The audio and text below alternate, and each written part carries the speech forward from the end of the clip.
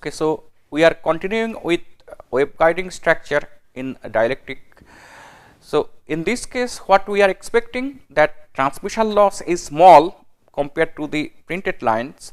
However, we have problem when we have bends. Now the mode designations, two different scenario we have, just like the surface wave. It can support TM like mode and TE like mode. So when we are saying TM or TE, you remember we are using some simplified model. In practice, we have all the 6 components of field, but here we are only considering the dominant field components. So in first case, sometimes it calls EMN Y, MN it represents the number of extremas along X and Y. So it is also called TM to Y. Y, you see, it's the perpendicular direction. Wave propagating in Z direction. So in this case, we have EY component, EZ component of electric fields, and the dominant component of magnetic field is HX. So EY and EZ, EY it is perpendicular to ground plane, and EZ it is in direction of propagation. Do you remember the surface wave TM case? Similar thing. In TM mode, surface wave generation, we also have normal component of electric field and also in the propagation of direction. So similar to that, here also the dominant components are EY and EZ. And in the second case, which we call TE to Y, transverse electric with respect to Y, we have EX component. So just like the TE case of surface wave, and HY and HZ components. So they dominates over other field components. So we are simply neglecting other 3 components. And M and N, it refers to the number of extrema of the dominant transverse field in the dielectric region with respect to X and Y direction respectively. So the lowest mode we will call TM11 or E11Y for TM mode, and E11X for the TE mode. So let us see how the wave is confined inside the dielectric. We are showing the cross sectional view of one image kite which is sitting over this ground plane shown by this orange line, and we are considering 2 different scenario. For both of these 2 cases, A dimension is equal to B dimension. You say twice A, this is the width of this dielectric channel, B is the thickness of this dielectric channel. Now this is the normalized dimension K naught into A, when this is equal to 2.5. So most of the energy it's confined inside the dielectric. It shows the constant power contour. So 0.05 power contour, it is almost outside in air. Now if I keep on increasing the operating frequency, let us say we are considering a frequency just double of the first one in the same dielectric channel, you can say in this case almost 99% of my power is concentrated inside the dielectric channel. We have less fringing field in air, and this fringing field, just like the surface wave, it decays exponentially inside air from the dielectric surface. So when we are going to design any dielectric channel, we have to be careful about the operating frequency, and we have to carefully choose its dimension with respect to the guided wavelength lambda g, so that at least 99% of my energy is confined within the image kite or this dielectric channel. Otherwise, we will be facing crosstalk effect between 2 side by side lines. Here is a plot. It shows how beta by k naught it varies with frequency. So this B, it's a frequency parameter. It's defined as 4 by lambda naught into square root of epsilon r minus 1.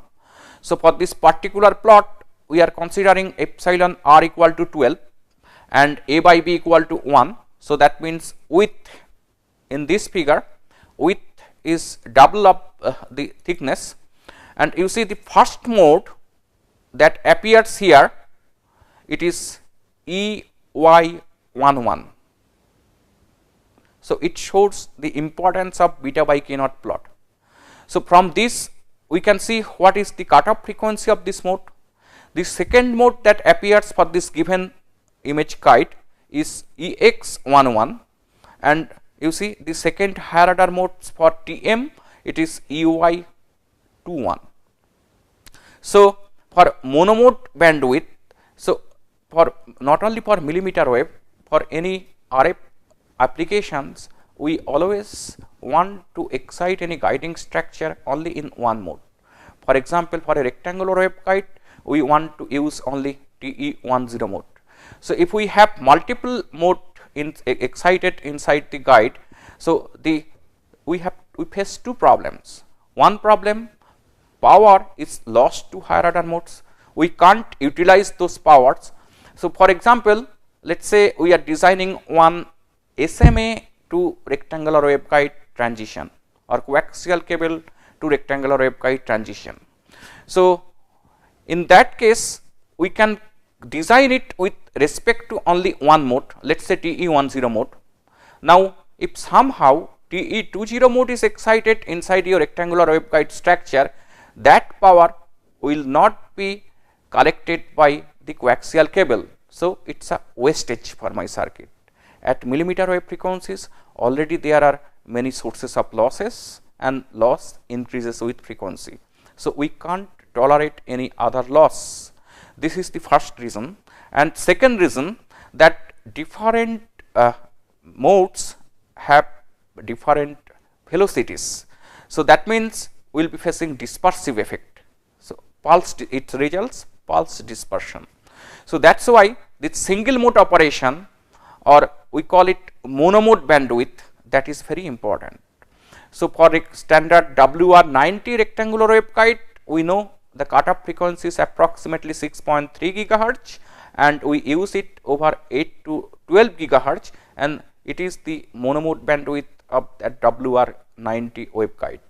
Now for the image kite, if I look at these values, so obviously if I plot alpha, it will be infinite almost at the cutoff frequency. So we have to take away from it, and the monomode bandwidth, if you compare the value with rectangular waveguide, it is much smaller. So this is another problem with image kite. And not only that, this line near to cutoff frequency and at higher frequencies, it becomes dispersive. Always beta by k naught is more than 1. So it's supporting only slow wave.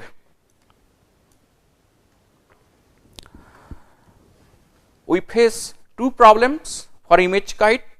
One is lower monomode bandwidth, and another one is dispersive effect. So how then, looking at these 2 point, how we can choose the dimension? We have some design graphs for that. So here it's showing A by B versus bandwidth plot considering dispersion effect. We are considering that dispersion effect is minimum within, let's say, plus minus 10%. So in that case, this is plotted for a given image kite with fc equal to 14.53 gigahertz. So we see that if I change epsilon r values, then the dispersion bandwidth, it changes. Smaller epsilon r, it has higher dispersion bandwidth, and not only that, it is highest for A equal to B. So then the first design rule for image kite, you take A is equal to B, or width should be twice of that of thickness, and from this, if we want to minimize dispersion, we have to choose a lower epsilon r. Now look at the right hand side. We are considering here guiding bandwidth or monomode bandwidth, so that no higher order mode is present here. Here we have opposite variation. At A equal to B, it is having highest value, but with increasing epsilon r, now the bandwidth is increasing. So, from this design chart, design graphs, we have to choose an optimum value depending on our requirements. We are giving preference to less dispersion or maximum guiding bandwidth. Next is insular image guide. So, what is the need of insular image guide? Insular image guide, actually it can decrease the conductor loss further compared to image guide. If I go back to image guide, you see this is the basic image guide structure. Now, we have perpendicular electric field component and parallel electric field components. So, EY, it is maximum on the ground plane. So, it is associated, it will induce current and associated with high conductor loss.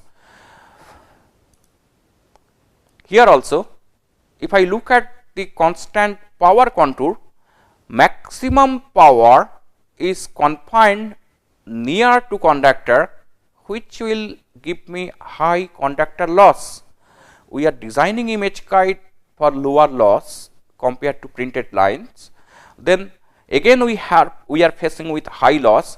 So, how we can avoid it? Now, we have some very good dielectric material for which loss tangent value is very small. So, if we can avoid conductor loss to some extent, we can actually decrease the overall loss. So, how we can do it? Intentionally, we are introducing one more layer of substrate of dielectric constant epsilon r1 in between the dielectric channel and the ground plane. Epsilon r1, it should be much smaller compared to epsilon r2. So, now we are again plotting the constant power contour.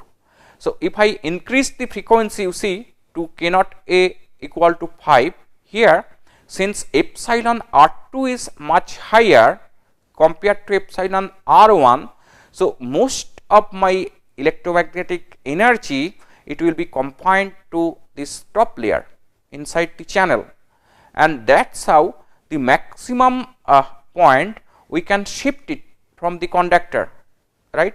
So, we will be facing only the dielectric loss and we can minimize conductor loss.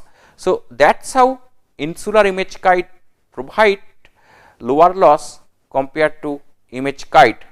So, we have one additional parameter here, the thickness of the second dielectric and the dielectric constant of the second dielectric.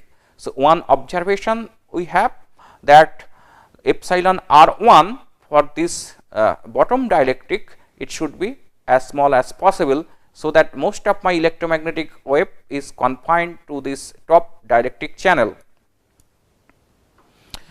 Here is the beta by k naught plot versus normalized frequency parameter B.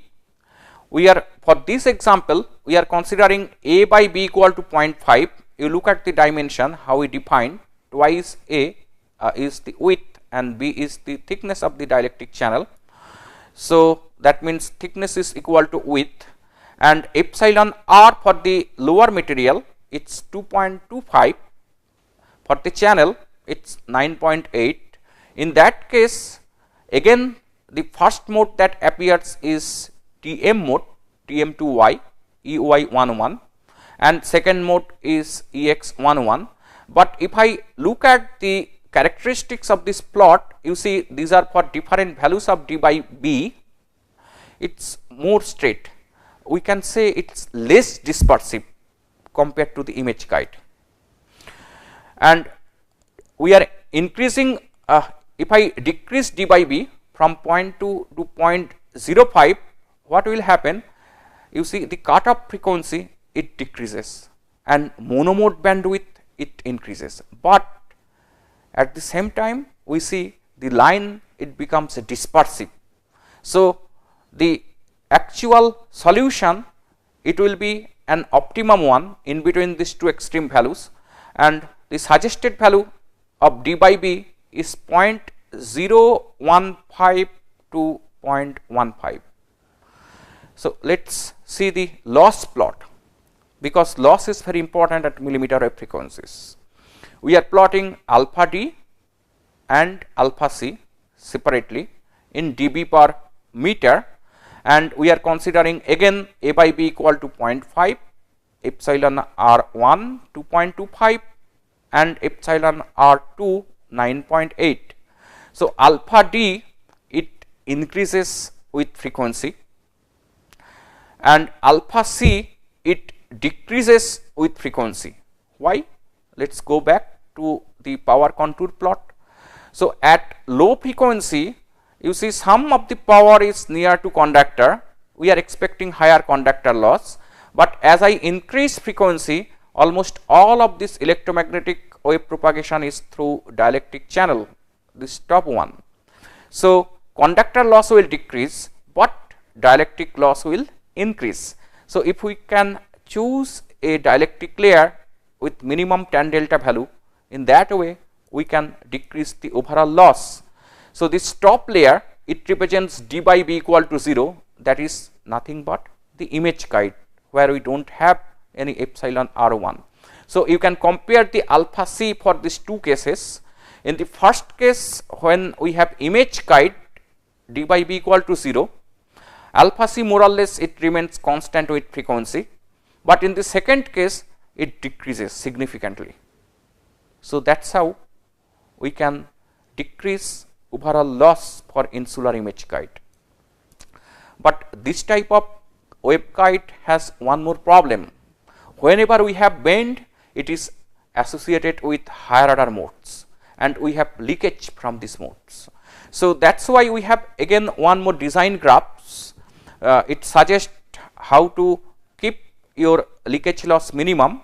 So its leakage due to radiation mainly alpha r, dB per radian angle we are plotting.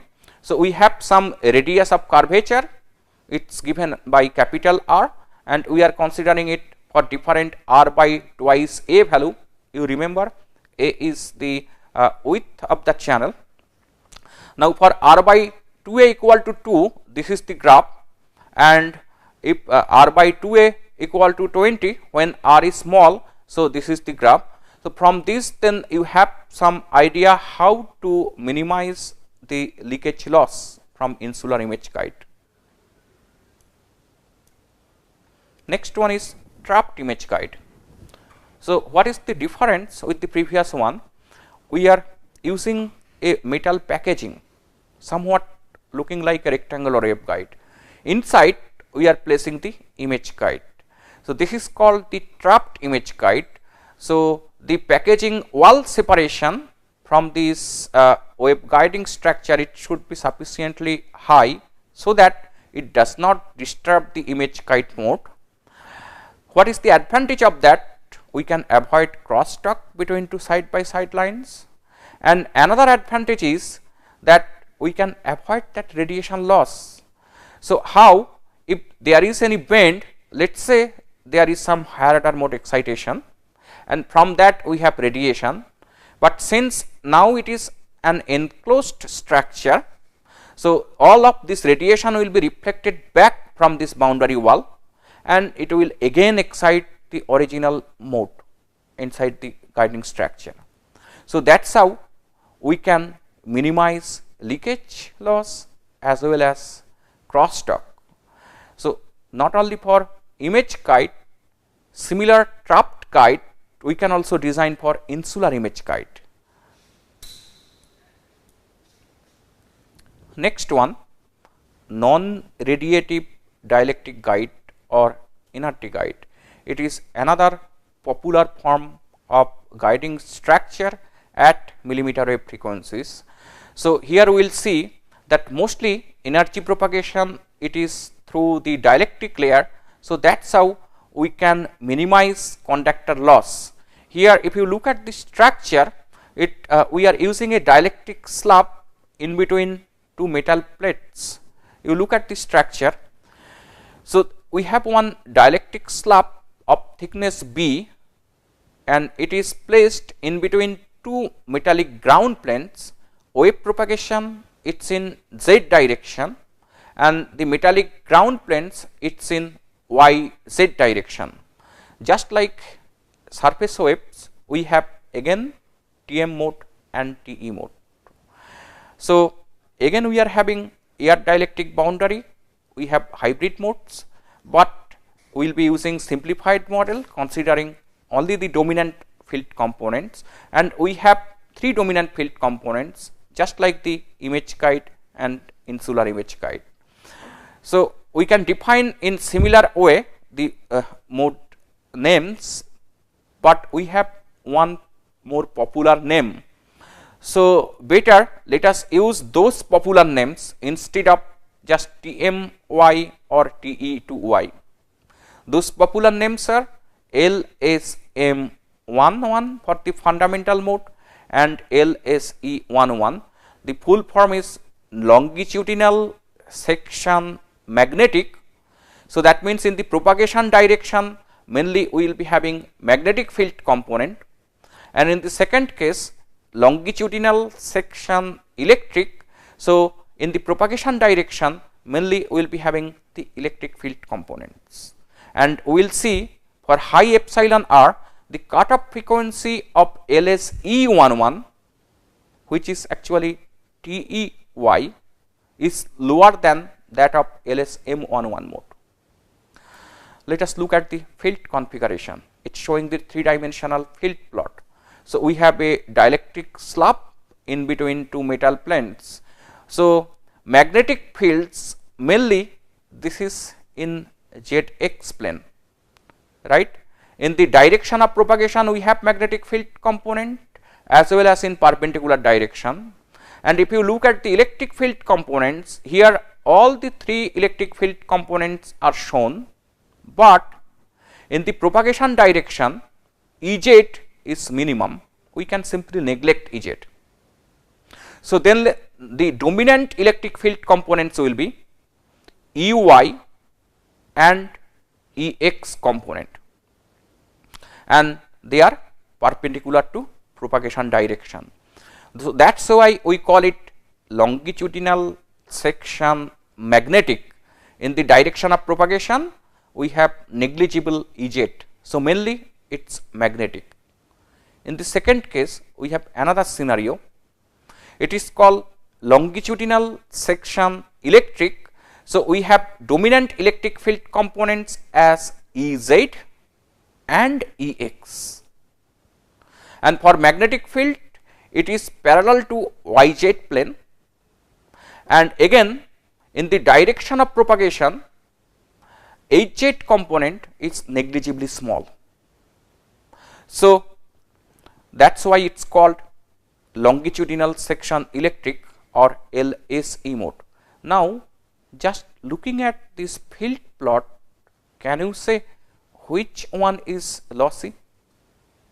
So if I compare left hand side and right hand side plot, inside dielectric you see the electric field components Ex having higher values, which is perpendicular to this conductor, and for this left side this electric field component having highest value, it is actually in between these two plates which is parallel.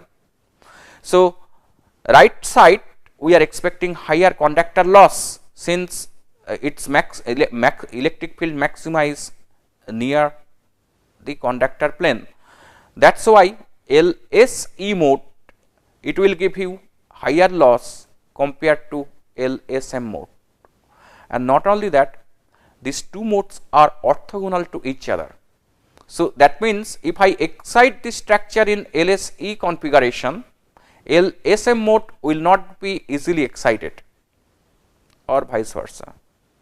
Next is the mode separation. We are plotting the cutoff frequencies versus B by A. So LSM11 by LSE11 versus B by A into root epsilon r minus 1. So LSM11 is having higher value than LSE11.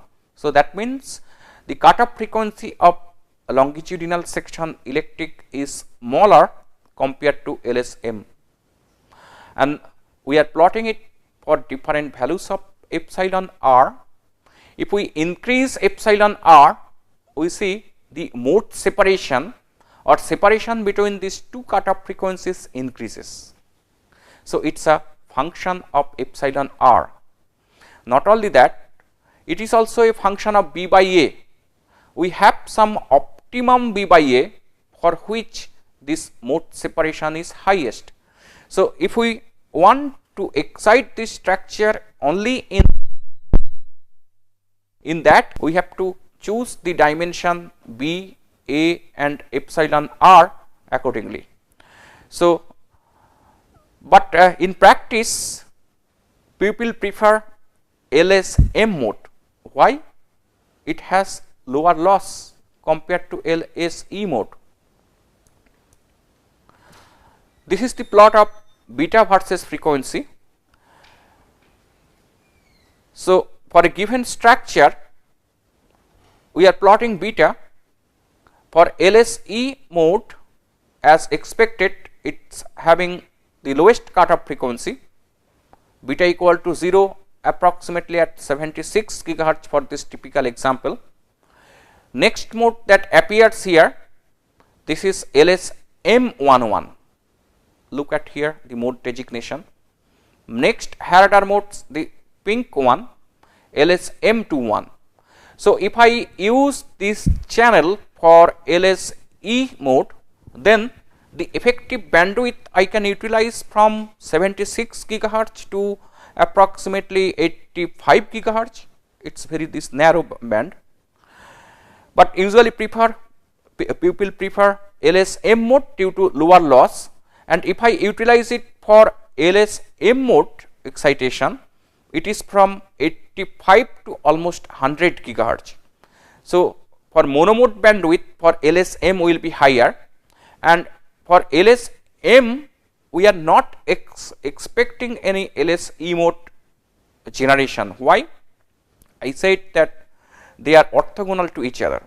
Okay, let me explain the orthogonality a little more in details. Again, we will be considering rectangular waveguide, the very basic structure. We have a rectangular waveguide and it is supporting TE10 electric field configuration. If I plot the electric field, we are having maximum on the central plane and then it decreases left hand side and right hand side. Now, if I keep on increasing the operating frequency, it is highly possible that this side also we can excite one more mode. Let us designate it by TE01 mode. In that case, we will be having maximum on the central plane here, and then on the side walls it will be 0. These two modes TE10 and TE01, they will be called orthogonal to each other, and if we do not use any bend or any other structure, there won't be any mode coupling. That means this rectangular waveguide, or better let us take a square waveguide, so that the cutoff frequencies for both TE10 and TE01 mode is same. Then we have TE10 in this direction and TE01 in this direction, and the square waveguide, it can support these two wave propagation at the same time without any interference between these two. They are called orthogonal to each other. So, by using this orthogonal property, simply we can double the bandwidth. Similar thing is possible for NRT guide also. If I excite it in LSM mode field configuration, in that case it will not excite longitudinal section electric mode, but remember, only if the structure is straight, the guiding structure is straight. If I use any bend, it can generate higher order modes, and from that higher order modes LSE mode can be excited. So, we have to use some mode suppressor. So, there are some components which can suppress that unwanted LSE mode if excited from that bend. Let us compare the losses. For the left hand side, we are using a dielectric slab of epsilon r 2.56 and a plate separation is 5 millimeter. We are plotting total loss and dielectric loss for both longitudinal section magnetic mode and longitudinal section electric mode. As we expect to see, for LSM mode, total loss is lower than that of LSE mode because of that conductor loss. Conductor loss is lower for longitudinal section magnetic. Now, right hand side plot loss in dB per meter versus A plate separation. So, if we increase plate separation, loss decreases for both longitudinal section magnetic and longitudinal section electric. Here are some more plots. In this case, what we are doing, we are plotting loss in dB per meter versus frequency for 3 different types of substrate parameters. We are using 3 different dielectric constants for that. Teflon dielectric constant 2.04 and tan delta 0.0015. We are considering plate separation 2.7 millimeter and the thickness of dielectric 3.5 millimeter. In the second example, polystyrene epsilon r 2.56, A and B values are 2.7 and 2.4. Third example, alumina, now epsilon r is much higher, 9.5, A same value, B 0.93, this is to minimize loss. Now, we are plotting the total loss and the dielectric loss. If I concentrate on any one plot, polystyrene, let us say, polystyrene it has 0.0009. So, mostly the loss is due to dielectric, right. We are doing it for LSM, conductor loss is minimum. So, the difference between this total loss and dielectric loss, that is due to the conductor. At cutoff, it is going to infinity, and if I move away from cutoff, it decreases. Variation is somewhat looking like rectangular waveguide. Now, consider alumina. It has lower cutoff frequency since A is same, but epsilon r is higher. So, it is having the lowest cutoff frequency among these 3, and for this one you see again we are having similar plot. Now, if I compare these two, red curve and this black one, so almost similar epsilon r, but for this black one it is showing higher loss. Why? Because of its tan delta. For this black one it is 0.0009, whereas for Teflon it is 0.0015. So, mainly for LSM mode, what we see, main source of loss is dielectric loss. We can avoid conductor loss to some extent. We have to choose a proper dielectric material which will give you small loss tangent value, and you can design a waveguiding structure whose loss is very close to air-filled rectangular waveguide, and that is how we can actually obtain at very lower loss. But the problem again we face at millimeter wave frequencies is fabrication problem and loss from any bend if you have in your MMIC. Some other guides, group inerty guide.